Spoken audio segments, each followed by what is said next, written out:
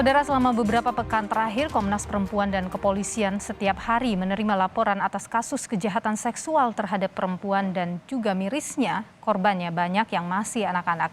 Dalam sepekan terakhir sudah ada 3 kasus kejahatan seksual di sekolah yang muncul di beberapa daerah dan para pelakunya merupakan tenaga pengajar hingga pemimpin pondok pesantren. Kasus kejahatan seksual yang pertama merupakan kasus pemerkosaan santriwati yang terjadi di Pondok Pesantren Madani Boarding School di Kota Bandung, Jawa Barat. Pelakunya adalah pengajar sekaligus pemimpin pondok pesantren. Dalam kasus ini, belasan santriwati menjadi korban dan pelaku sudah melakukan kejahatan seksual selama 5 tahun atau dari tahun 2016 hingga 2021 dan 7 diantaranya hingga melahirkan. Laporan atas kasus pemerkosaan ini telah diterima polisi sejak bulan Mei yang lalu. Namun dikarenakan mempertimbangkan kondisi para korban, maka tim penyidik Polda Jawa Barat tidak merilisnya ke publik. Dan saat ini, kasus tersebut telah memasuki persidangan. Mengapa kita tidak rilis? Karena ini menyangkut dampak sosial dan dampak psikologis dari anak yang mengalami pelecehan seksual tersebut. Sehingga kita tetap melakukan penyidikan dan sekarang sudah berada di tangan kejaksaan, dalam artian berkas dan tersangka sudah disampaikan atau dikirim kepada kejaksaan. Tidak hanya di Bandung, seorang guru sekaligus pengasuh pondok pesantren di Tasikmalaya dilaporkan ke Komisi Perlindungan Anak Indonesia Kabupaten Tasikmalaya karena diduga mencabuli 9 santriwati. Setelah menerima 9 laporan, KPAI Kabupaten Tasikmalaya telah memberikan pendampingan psikologis kepada 5 orang korban. Pelaku diduga melakukan kekerasan seksual saat korban sedang sakit. Kasus ini sudah dilaporkan KPAI Kabupaten Tasikmalaya ke Polres Tasikmalaya. Namun pelaku kekerasan seksual belum ditangkap. Kami menemukan beberapa nama. Yang muncul pada kami ada 9 nama, tapi dari 9 nama ini kami baru melakukan terapi 5 santri. Modus yang dilakukan oleh oknum pengajar ini adalah ketika anak itu sakit dan tetap tinggal di tempat di Kobong, pada saat pagi hari atau subuh, pada saat yang lain mengikuti kegiatan pengajian, maka yang sakit ini tetap tinggal di Kobong.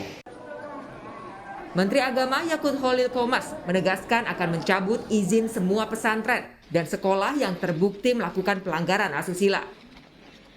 Menteri Agama mengatakan bahwa kasus kekerasan seksual merupakan masalah bersama yang harus disikapi secara tegas.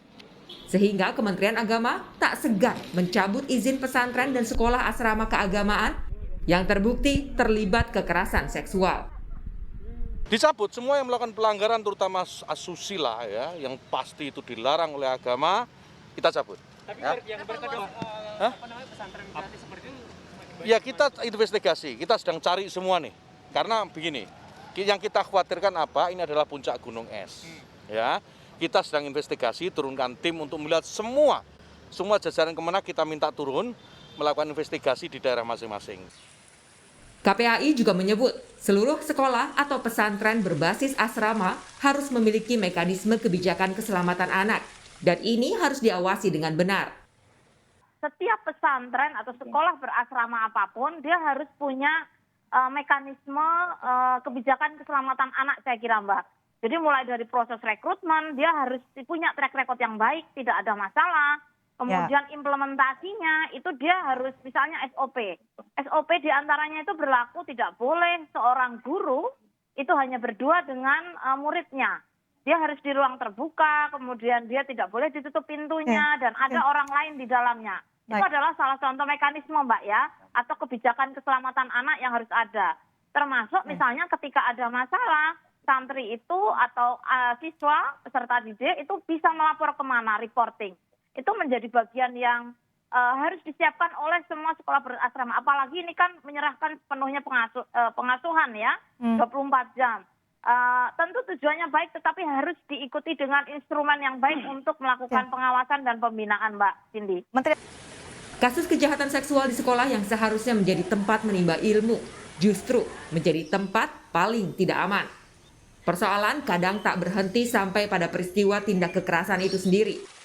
Hambatan juga kerap terjadi dalam penyelesaian hukumnya. Tim Liputan Kompas TV.